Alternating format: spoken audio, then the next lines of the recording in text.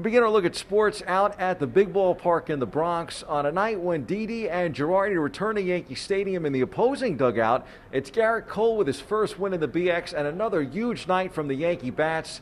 Lights out. This one had it all, including a rain delay. Final score: Bombers 6, Philadelphia 3. Here's the Yankees ace, who remains perfect on the season. It was special to put on the uniform. It was special to warm up in that bullpen, and it was special to take the field from that side of the field. As far as the fans go, like, we're kind of getting used to that at this point. Obviously, when you pre-coronavirus, when you dream, you don't dream about pitching in a stadium without any fans. So, but I guess we're kind of getting used to it at that point. So I just try to savor the things that I enjoyed. And hopefully we'll have fans at, hopefully sooner rather than later, but if not, at some point. Aaron Judge stayed hot at the plate. He didn't homer in his sixth straight, but he didn't have to either. Long balls from DJ LeMahieu, Brett Gardner, and Gio Urshela were more than enough. Here's the Judge on his hot streak. Our offense is feeding off of each other. Our bullpen's doing their job. We're just having fun out there. I think a lot of us are just glad to be having some baseball and to be back out on the field. So, yeah, like you said, it was a tough grind out game tonight against the Red Sox, like it usually is. But, some guys came up with some clutch hits, and we were able to come out with a win. Great winning at bats there. Talkman to get on base with the walk and steal second, and then DJ doing DJ, and then Judge, you got a pitch ahead in the count and finished it off. But and a good job by the pen coming in and, hold them down enough. I thought King was good. Just a lot of good things that happened tonight and people contributing to a big win. Gio has been almost as hot as Judge. Here's more with Gio. The confidence is still there. That's what I'm trying to do every day that I come to the ballpark. Every time I wake up, keep that confidence in my mind. For Gardy, he came in scuffling at the plate, but connected for only his third opposite field home run of his career, and that includes one inside the park job. A former pinstripe teammate even had some fun with that one on Twitter. I obviously don't have social media, so a lot of things, go unnoticed by me. But somebody made me aware of, Phil tweeting about me hitting Oppo homers. So I just texted them and gave him a hard time, and I just asked him where he was at. He's at the house watching on TV. So, but yeah, he was asking me, how it is playing in front of no fans and a few other things. But yeah, one of my guys from going all the way back to 2005 and 2006. So all in good fun. Yankees have the best record in baseball. Across town, the Mets have an ace of their own. Instead of him extending a winning streak, Jacob deGrom helped the Mets end a losing streak to kickstart the week. Finally able to hit with runners in scoring position, the Mets went 5 for 13 in those situations Monday night to back the two-time Cy Young winner and a 7-2 road win over Atlanta. deGrom struck out 10 over 6 innings in a quality start, allowing the Mets to avoid a 4-game sweep to the Braves. Only regret, a Travis d'Arnaud solo homer, marking the first home run the righty has allowed since a Wilmer Flores solo shot all the way back in September 2019. Here's deGrom on his game plan moving forward. I guess I should stop facing my old teammates. I think what helped is throwing the ball down the middle. I made a couple mistakes to him. The slider was up, fastball was pretty much right down the middle. So, Darno's seen me a lot, so he probably had a pretty good idea of how I want to pitch, but it makes it a little bit easier when you make some mistakes over the middle of the plate. Our goal each day is to go get the W. We've been really good about, everything else, every other adversity that's around the game to make sure that we behave the right way. But we're going one game at a time. Even though you mentioned last Tuesday, and we know in the back of our head what's going on.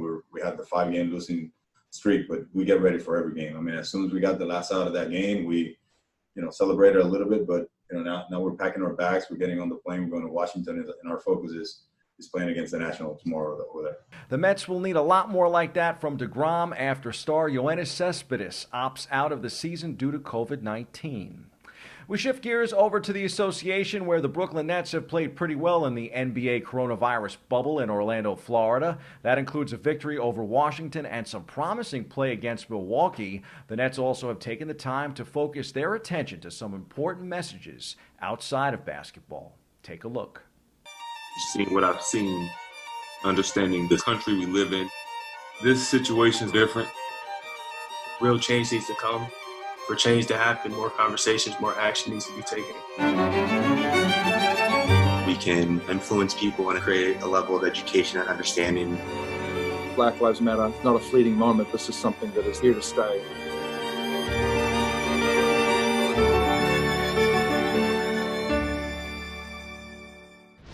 Meantime, New York Liberty coach Walt Hopkins doesn't mince words about rookie guard Sabrina Ionescu's ankle injury. In the Liberty's game last Friday against the Atlanta Dream, Ionescu rolled her left ankle. The injury is a grade 3 sprain and might put the rest of her first season in the WNBA in jeopardy, especially a shortened season, 22 games because of the pandemic. We go inside the locker room for more. Yeah, we're going to have to huddle up and talk about it.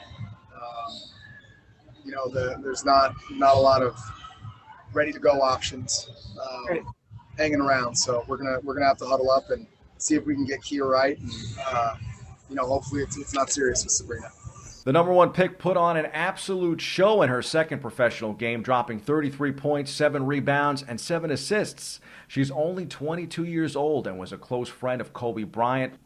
Ironically, Kobe's first 30-piece, also notched at 22, included identical stat line numbers of 33 points, 7 boards, and 7 dimes. Perhaps Kobe is shining down on his former team too. After 7 straight seasons of not making the playoffs, the LA Lakers clinched the number 1 seed in the Western Conference in Monday's 116-108 win over the Utah Jazz. It's something the franchise hasn't done since 2010 when Bryant led the Lakers to his 5th and final championship.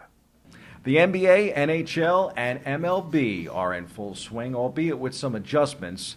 The National Football League is gearing up for its return too. The New York Giants got back to work officially this week. Well, the first thing we have to all understand is everyone at this level is sacrificed to get here. We're going to have to make some more sacrifice, whether that's, socially away from the game, whether that's how we interact with, friends and family members throughout this season. But we have to make the right decisions. And the biggest thing is everybody has to understand that all of our decisions directly impact each other. It's not fair for me to go out and do something and put myself at risk and come in here and get a player sick. It's not my right. I'm not entitled to do that. So we've got to all make the right decisions, both in the building, following the protocols, and away from the building. And I think ultimately as a league, we just have to trust the plan in place the league's put. Make sure we adhere to the protocols. Make sure we wear the PPEs. Let's be careful. Let's be cautious, okay? But we can operate aggressively if we just follow the plan in place. Those are the headlines. We hit the C-list for some sad news for race fans.